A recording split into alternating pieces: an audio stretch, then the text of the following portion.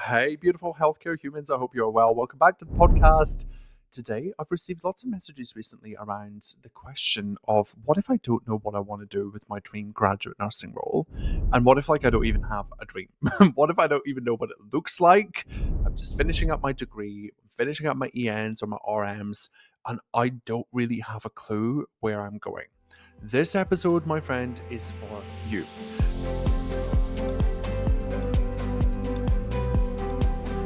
So, first of all, I want you to think about the fact that it's okay to not know. It's totally fine, and actually, it's normal. That is why graduate years exist. You're not meant to have it all worked out right now, especially if you're new to the industry or this is your first professional role as a human and you've come through school and you've come to uni and you're here. You're not meant to have it all worked out. So, hopefully, that just alleviates some pressure from you as you navigate the next 6 to 12 months. For those of you that have been in other industries and you're now joining nursing as a seasoned human, then welcome. You also aren't meant to have it all worked out because despite having been in other industries, you haven't been in this one. Maybe you've been left field in a different specialty, but you haven't been in the nursing one. So it makes complete sense that many of you will be sitting here thinking to yourself, I don't even really know what my dream looks like in healthcare. And honestly, I'm still trying to work it out after 12 years. So if I'm still trying to work it out, it's okay for you too to be right here, right now. The first thing I want you to acknowledge is that your graduate year is literally for exploration.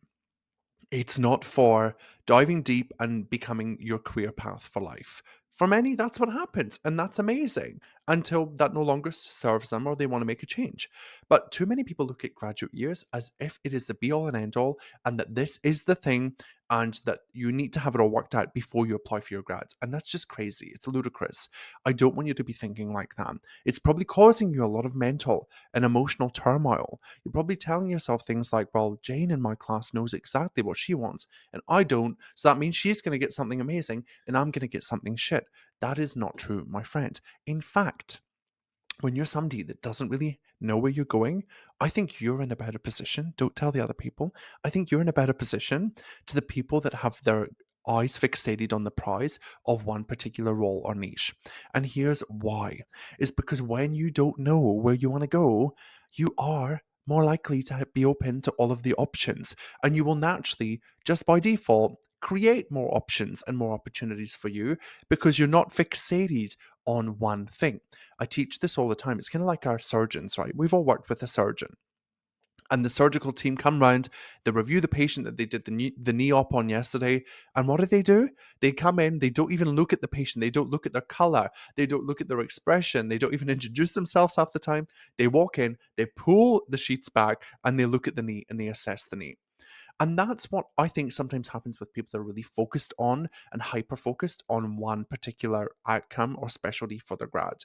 And that's fine, but those people still need to have more options. But for you, my friend, you're coming into the patient's room and you know they've had an e-op, but you're looking at all of the opportunities and you're looking at all of the things and you're connecting with everything.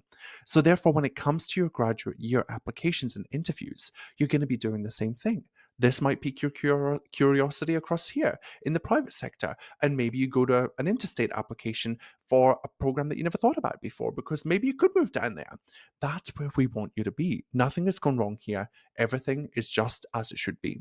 So I wanted to give you a couple of motivational tips or reasons why or things you can do that will help you in getting better acquainted with what it is that you want to potentially do. And even if after these 3 tips you don't know, it's totally fine. This is part of the process. So, step number 1 is I want you to first acknowledge what you've achieved, and I want you to reflect back on your 18 months as an EN or your 3 years as an RN, RM. And I want you to really think about what have you achieved? Where have you been on placement? Just sit with that. Even journal on it briefly. What did you like about placement 1 versus placement 2? And just compare and contrast and really tune into reflecting on the experience so that you might elicit something that inside of you says, oh, well, actually, I really actually enjoyed palliative care. And what was it? And get really crystal clear on that. What was it that I really liked about that? Because really, all you can go off is the data that you've collected based on your lived experiences. Now, do not make the mistake of believing that every hospital or every ward is the same. in the sense that if you worked palliative care in one place and it wasn't great and you didn't enjoy it because of X, Y, and Z reasons relating to the team and the culture, don't anticipate that that will be the same thing elsewhere. Okay. Keep your options really, really wide and open. You're in the best place because then you can go out to lots of jobs, apply, interview, and then you have options galore to choose from. Okay. You still don't need to know where you're going when you've got 5 job offers. You then just get to decide and make a commitment and try something out. Have fun. You get to explore and just try. That's what your graduate year is about. Step number 2 is really listening to your gut. For many of you, if you've been in a state of stress for the last 18 months to 3 years, and you've been in a dysregulated nervous system state where you've constantly been exposed to stress, which is like 100% of every student nurse on the earth, then you might not really have tuned into yourself a lot over the last 3 years. And this sounds a little woo woo, but stick with me because when we're dysregulated and our stress is out of whack, and we're so fearful about not knowing where we want to go and we have all of these competing priorities, what happens is our brain turns off our the time and the capacity that we have to spend on sitting thinking and feeling. And what it does in particular is our brain will shut us off to feeling any kind of thing in our body from our neck down, and we kind of become numb to that. And our thinking brain goes into overdrive, and you will be trying to think your way out of this issue, trying to think about what's the best opportunity, what's the best starting point, where could I go with my experience, and you'll be asking other people for opinions, and you'll just be thinking, and that, my friend, is a fast track to burnout even before becoming a graduate nurse. What I want you to do is to get out of your head and more into your body. And for many of you, you'll be like, what the hell, like, no, I don't have time to feel. And those people are the people that I'm talking to, because I was you. We need to get out of our thinking brain and more into our somatic feeling body. Because when you think about it, even just logically, like our brain is a tiny part of our whole being, and our body is like 95% the rest of it. So it makes complete sense that when we're stressed, we're just very cognitive and we're not really tuning into our body. And the reason I say tune into your body is because they say your gut is your second brain. And you will have this kind of energetic pull or this gut instinct about something that you want to do. I do not believe you if you tell me that you do not have any idea whatsoever, that you don't know what to do, then you, my friend, I don't know what to do. I don't know how to help because everybody has a gut instinct. Everybody has a little niggle, a little idea, a little glimmer of possibility and hope about something that they would like to do. I know because everybody I coach has it. And it's only when we get out of their thinking brain and we help them tune into their body and they'll say, oh, Liam, you know what? I actually always really wanted to be a mental health nurse. But everybody's opinion of that really sucked. And people kept telling me I lose clinical skills. And then they layer on those stories and all of the external proof to say that this is not a good option for them. But their gut is telling them this is what they want to do. We have to listen to our gut. Our gut is our second brain. And if we just continue to keep numbing it and not listening to our body and over prioritize what our brain throws up, we're going to get into trouble and we'll probably end up in a job that we hate. So I want you to think as step 2, really start tuning in and paying attention to like, what does my gut say about this? Because as clinicians, we always celebrate that our gut is like our second brain. It helps us with patients that are unwell. So let your gut help you with making this decision, giving you an inkling, giving you a path to at least just explore. You still don't have to decide, but at least just explore what could be possible if you gave yourself permission to follow that gut instinct that I know you have, but maybe you're just not really aware of, or you're just not allowing yourself to be aware of, because you definitely absolutely have it. And step 3, accepting and acknowledging what I've already covered here, which is it's okay to not know. This is the start of your career. You have years, if not decades ahead of you. So stop putting all this pressure on yourself to have it all worked out today. Often, I teach this all the time. We do not know the how until we achieve the goal, meaning you will not know what is right for you until you actually get to the thing that is right for you. And you'll look back and you'll go, oh my God, why did I do that for 6 months? But you needed to do it. It was part of your path. So less pressure on this perfect dream outcome and more pressure on allowing yourself to just experience it and to give yourself permission to go after what you think is right and then learn just through taking action itself. And step 4, finally, is learning from other people and being open to accepting wisdom, knowledge, experiences from other people to help you make a decision as you move forward. Bearing in mind that other people will project on you what they think is best for you based on their lived experience. They know nothing about you, like I know nothing about you, but they will project what they think is right for you onto you. And we just have to be strong enough to accept and to acknowledge that what everybody throws towards us isn't always what's best for us. It isn't always what our gut wants us to actually do. So just raising your awareness to that, accepting everybody's opinions, and then putting them through your own filter of like, okay, what do I need from nursing? What does that need to look like? Do I want to be working in a hospital?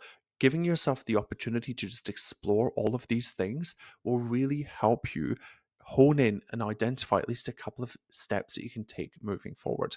Because here's the thing, whilst you're gathering everybody else's opinions and you're overthinking yourself, thinking itself does not create results. We need to take the thinking and start taking aligned action so that you move closer towards your goals as a graduate nurse. Whether or not you know the goal, just so that you move forward, right, towards your applications and your interviews. So we want to get out of that overthinking mentality. And we want to get into really tuning into ourselves, into our gut, leveraging other people's experiences, looking at what we've done and what we really enjoyed, and maybe thinking about how that could be different elsewhere if we didn't enjoy it. What was it that we didn't enjoy about it? So that we can remove that from that experience and then say, well, maybe mental health is different in another hospital. I enjoyed 90% of it, but 10% of it I didn't love so much. I mean, that's the reality of life. Nothing is going to be 100% hell yes. And reminding yourself that as a new graduate nurse who's applying in 2024, that the more options you have, the better. So being in this place where you're not sure is your golden ticket. It is the thing that is going to give you a beautiful buffet of graduate nursing application and interview options for you to choose from and to kickstart your nursing career.